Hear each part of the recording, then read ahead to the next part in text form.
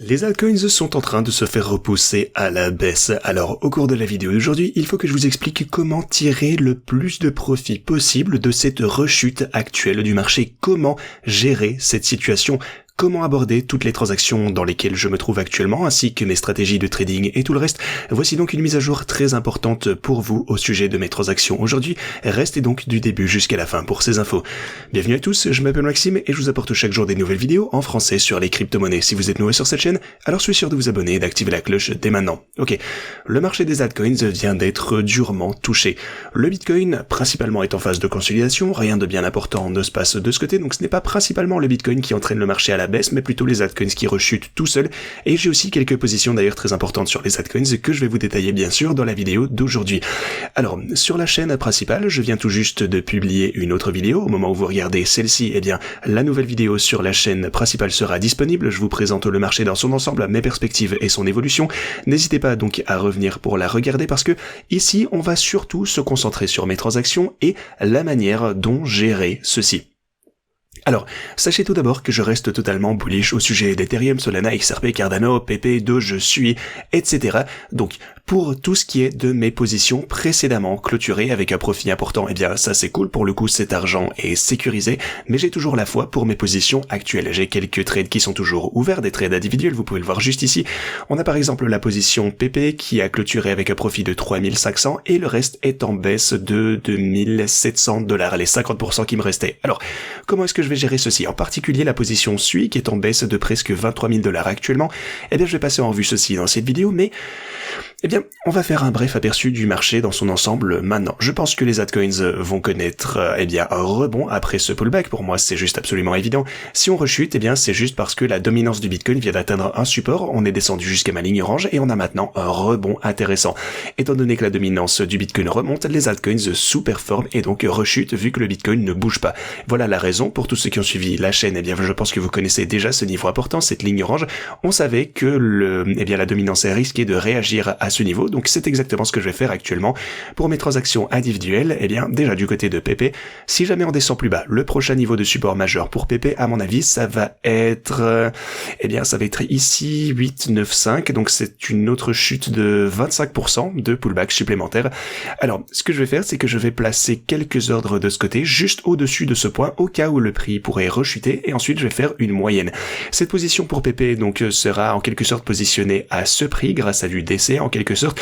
Avec le XRP, comment gérer cette position si le prix continue à chuter? Où est-ce que je pourrais faire ma moyenne? Comment est-ce que je vais pouvoir faire une moyenne de cette position? Parce que déjà, je pense toujours qu'on est dans un marché haussier, je vous le dis directement. Alors, on va faire une petite moyenne ici au $2,78 et si le prix descend au $2,36, eh bien, je vais rajouter un peu plus d'argent. Donc, je prendrai environ 50% de la position. Bon, pour le coup, je suppose qu'on est déjà à 50, bon, presque 30%, donc 33% de ce côté, et puis un autre 33% ici, au $2,36. Voilà comment gérer ma position XRP. Alors maintenant, on va passer à Sui. Alors pour le coup, de ce côté, c'est un petit peu différent, c'est une position beaucoup plus importante. Mais aussi, du côté de Sui, je pense que je vais faire une moyenne à mesure que la chute va potentiellement se poursuivre. Je vous montrerai des objectifs, plus précis demain. Il faut que je prenne un moment pour trouver ceci. Pour vous donner une idée, ce sera probablement aux alentours des $3,20 et $2,84. Mais voilà, je vais regarder ça de plus près. Je vais m'y pencher ici pour pouvoir vous donner ça avec précision demain.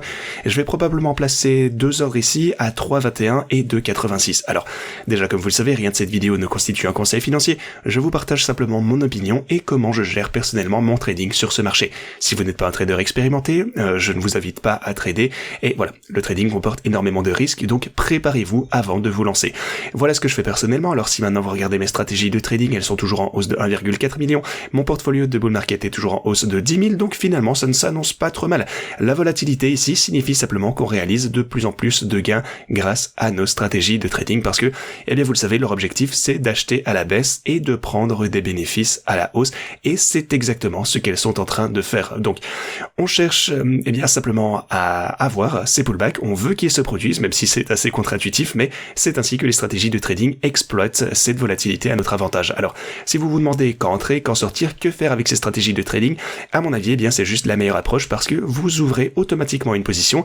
Le bot achète donc à la baisse, ce qui vous évite de devoir, eh bien, attendre, d'être impatient, de trouver le bottom parfait, même le sommet exactement. Il n'est pas nécessaire d'anticiper tout ceci pour que ces bots puissent trader individuellement cette volatilité. Donc voilà, la tendance de toute façon va s'inverser, je suis presque certain qu'on va repartir à la hausse avec les stratégies trading, donc ça achète automatiquement à la baisse et ça prend des bénéfices à la hausse qui amplifie les gains par rapport à simplement holder des positions. Donc voilà, si vous souhaitez utiliser mes stratégies de trading, rendez-vous en description de cette vidéo, vous trouverez les tutos en haut de la page, n'hésitez pas à les consulter, vous trouverez également le lien pour vous inscrire sur Pionex et vous aurez des bonus avec ce deuxième lien, vous trouverez également le lien vers mes principales crypto-monnaies ainsi que le reste des cryptos de mon portfolio de bull market et également 180 autres altcoins supplémentaires sur ce lien. Si vous souhaitez réaliser des transactions individuelles, vous pouvez bien sûr utiliser Pionex, mais également Tabit et Wix qui offrent des bonus incroyables actuellement. Par contre, le temps presse, si vous souhaitez les réclamer, je vous invite à créer un compte. Cependant, c'est vraiment réservé aux traders expérimentés. J'insiste, le trading comporte énormément de risques, alors assurez-vous de faire vos propres recherches comme toujours. Ok, voilà un petit peu comment je vais gérer cette situation, affaire à suivre, donc je pense toujours qu'on est dans un marché haussier bien sûr, ce dip est propice à l'achat, ceci étant dit, eh bien si vous n'avez pas regardé ma vidéo principale d'aujourd'hui, je vous invite à revenir sur la chaîne principale pour avoir eh bien une overview complète de ce que je pense du marché, donc allez regarder ceci, et moi je vous dis à la prochaine.